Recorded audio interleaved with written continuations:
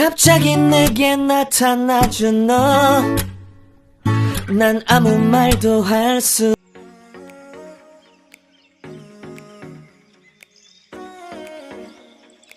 Hi guys! Welcome to my YouTube channel. Kung bago kayo sa YouTube channel na to, huwag niyo kalimutan mag-subscribe at i-click ang notification bell para ma-notify kayo every time na mag-upload ako ng mga bagong videos.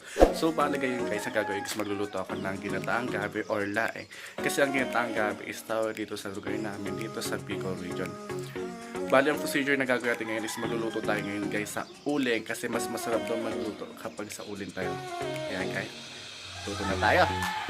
So yan nga guys, yun nga yung mga main ingredients na pagluto ng ginataang gabi or laing.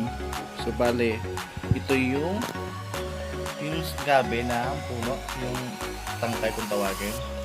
Ito yung dahon ng gabi or pang laing. Tapos baboy. Pangalawang gata ng nyog. At ito yung unang gata, so tawagin nila yung putok. Yan yun magpapasarap sa ating dish. Tapos bawang, sili at nor.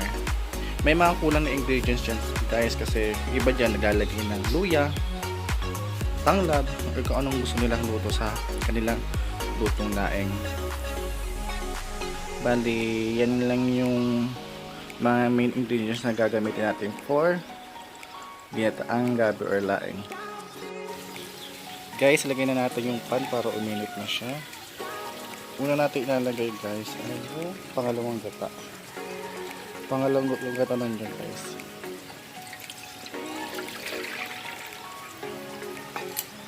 Ilalagay natin ay yung sa gabi, yung tangkay ng gabi.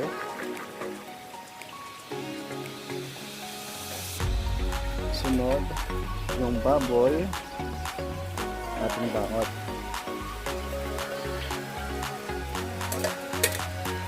Lagyan na natin ng bawang,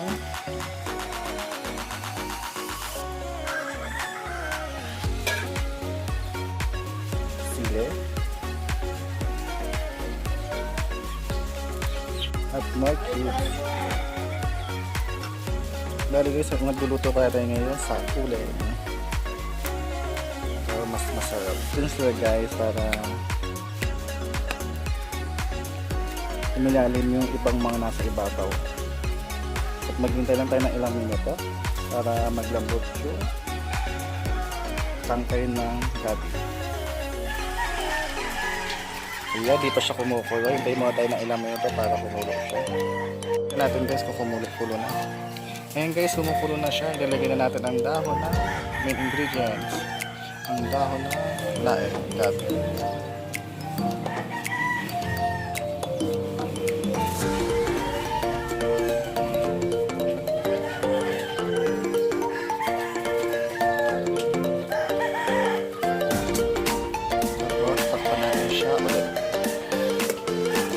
Na ilang minuto para pagpapakulo ulit na gata ng yung nag-evaporate ng tubig.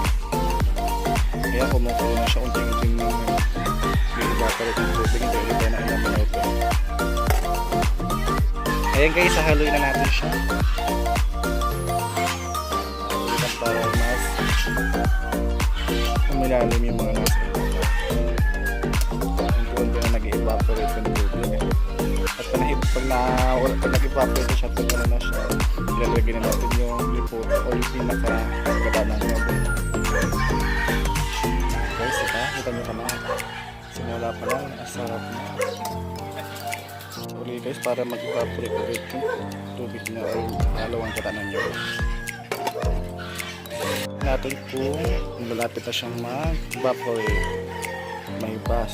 Pag naibas na siya guys, ilalagay natin yung lipot. Tapos din na kami na gata ng nyog.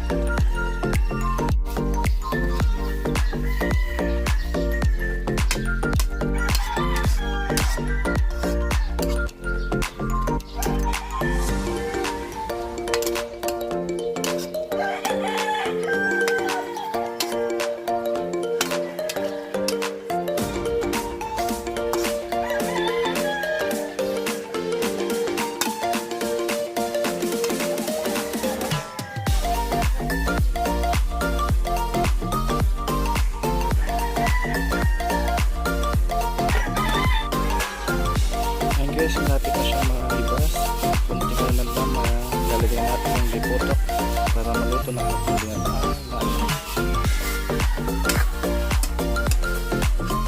Ngayon guys, konti na lang siya, mahihibas na siya.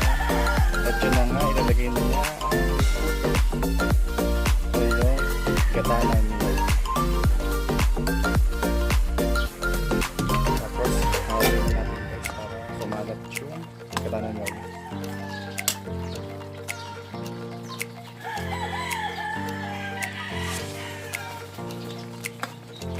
Guys, nilagyan na siya ng paskano. Hintayin na rin siyang mahibas o magmantika siya.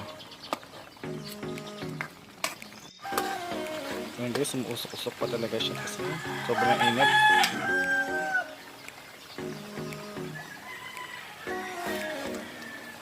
Tamang-tama itong laing guys kasi maulan dito sa amin ngayon.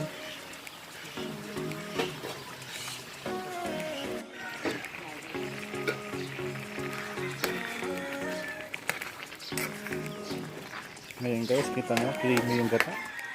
Creamy yung laing natin. Mamaya magmamantik kami.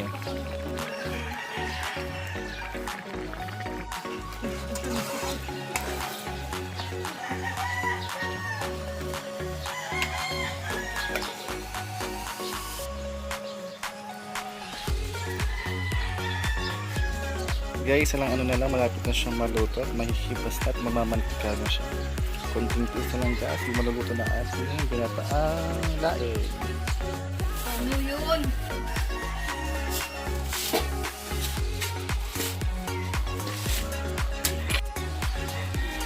So yan guys, malapit na siyang maluto. Konting ano na lang, konting tiis na lang, mapupush na natin kumain na ginataang laing. Dali guys, luto na at ginataang laing. Bali, prepare na lang natin siya para may nilagay natin siya sa serving plate. Luto na ang ating ginataang laing.